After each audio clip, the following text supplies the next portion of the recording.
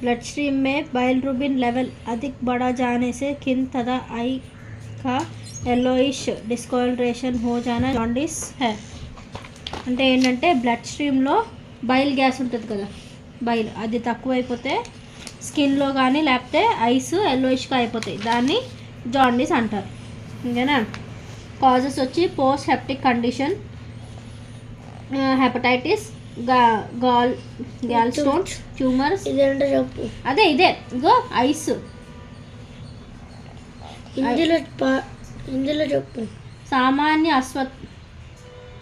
अवस्था आंखें व त्वच पर पीलापना पीलिए का अस्वस्थ इगो येलो रंग అయిపోవడం. ఓకేనా. ఐస్ ఎల్లో కలర్లో అయిపోవడం. సైన్స్ అండ్ సిమ్టమ్స్ వచ్చి స్కిన్, ఐ, టంగ్ అన్నీ ఎల్లోగా అయిపోతాయి.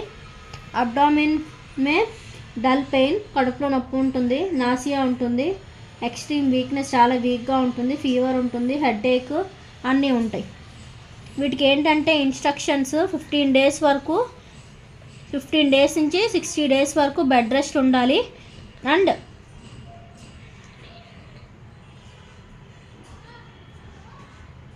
ఫిఫ్టీన్ నుంచి 16 డేస్ వరకు బెడ్ రెస్ట్ అనేది కంపల్సరీ. ఇది ఏంటంటే జాండీస్ పేషెంట్ మే లైట్ డైట్, అంటే తక్కువ డైట్ ఇవ్వాలి, అంటే ప్రోటీన్ అవి ఉన్నవి ఎక్కువ ఇవ్వాలి. తర్వాత గ్లూకోజు, ఓకేనా, ఓఆర్ఎస్ అవన్నీ ఎక్కువ ఇస్తూ ఉండాలి. ఓకేనా. దీనికి ట్రీట్మెంట్ ఏంటంటే సిరప్ లివోమిన్, ఏంటి లివోమిన్ సిరప్, లివోమిన్ 3 స్పూన్స్ వేయాలి.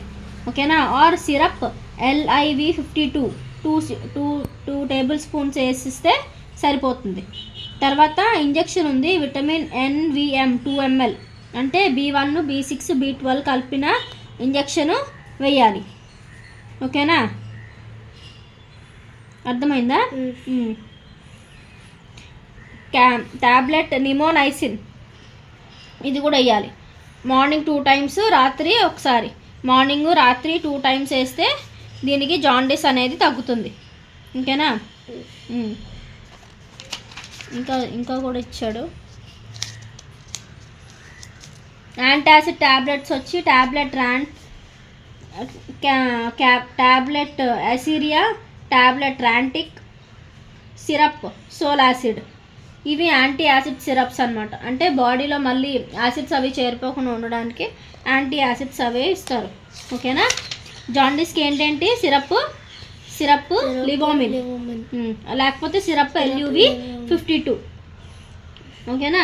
LUV52. ఇంజెక్షన్ ఏంటి, ఇంజెక్షన్ NVM 2 ml. సిలోవిన్ 3, సిరప్ సిలోవిన్ 52.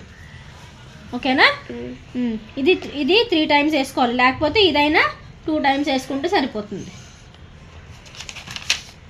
తర్వాత हेपेटाइटिस लिवर के इन्फ्लांटेशन के हेपेटाइटिस होते हैं. इसका मुख्य कारण वायरल इन्फेक्शन. हेपेटाइटिस की మెయిన్ రీజన్ ఏంటి, వైరల్ ఇన్ఫెక్షన్. ఓకేనా. దీంట్లో చాలా టైప్స్ ఉన్నాయి. Hepatitis A virus, hepatitis A వచ్చి కంటామినేటెడ్ ఫుడ్, అంటే కంటామినేటెడ్ ఫుడ్ కానీ కంటామినేటెడ్ వాటర్ కానీ తీసుకుంటే హెపటైటిస్ ఏ అనేది వస్తుంది. హెపటైటిస్ బి అనేది బ్లడ్, వెజినల్ సెక్రేషన్, సీమెన్ సెక్రేషన్లో బ్లడ్ ఫ్లూయిడ్స్లో ఏమన్నా డిఫరెన్స్ ఉంటే హెపటైటిస్ బి అనేది వస్తుంది. ఓకేనా. హెపటైటిస్ సి అనేది ఇన్ఫెక్టెడ్ ఇంజెక్షన్స్, ఒకరికి వేసిన ఇంజెక్షను ఇంకొకరికి ఇంజెక్ట్ చేయడం వల్ల హెపటైటిస్ సి అనేది వస్తుంది. అలా ఎప్పుడు వేయకూడదు కదా. ఒకరికి వాడిన సిరంజ్ ఇంజెక్షన్స్ ఇంకొకరికి వాడకూడదు కదా. అలా వాడితే హెపటైటిస్ సి అనేది వస్తుంది. అందరికీ వేరే వేరే ఇంజెక్ట్ చేస్తారు కదా. తర్వాత హెపటైటిస్ డి అనేది ఏంటి, బ్లడ్లో ఏమైనా ఇన్ఫెక్షన్ ఉన్నా, ఓకేనా, అది హెపటైటిస్ డి. ఓకేనా. హెపటైటిస్ ఈ ఏంటంటే పొల్యూటెడ్ వాటరు, అర్థమైందా, బాగా బాలేని వాటర్, కంటామినేటెడ్ వాటర్ ఏమైనా తాగితే హెపటైటిస్ ఈ అనేది వస్తుంది. ఓకేనా. దీనికి సింటమ్స్ ఏంటంటే యూరిన్ కలర్ మారిపోతుంది, తర్వాత స్టమక్ పెయిన్ వస్తుంది, ఆకలి వేయదు, వెయిట్ తగ్గిపోతాం, ఐస్, స్కిన్ కలర్ చేంజ్ అయిపోతుంది. ఓకేనా. దీనికి ట్రీట్మెంట్ ఏంటంటే బెడ్ రెస్ట్ ఇవ్వాలి. వెయిట్ లాస్ కూడా అయిపోతుంది. ట్రీట్మెంట్ ఏంటంటే కంప్లీట్ బ్లడ్ రెస్ట్ ఇవ్వాలి. తర్వాత డైట్ అనేది లైట్గా ఇవ్వాలి, అంటే తక్కువ డోసేజ్ ఇవ్వాలి. హెపటైటిస్ బి పాజిటివ్ అనేది వీళ్ళకి ఇవ్వాలి. ఓకేనా.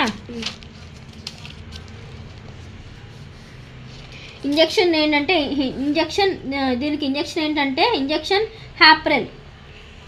ఓకేనా. హ్యాప్రెల్ దేనికి హెపటైటిస్కి ఇంజెక్షన్. ఓకేనా. ట్యాబ్లెట్ వచ్చి ఎస్టీవా.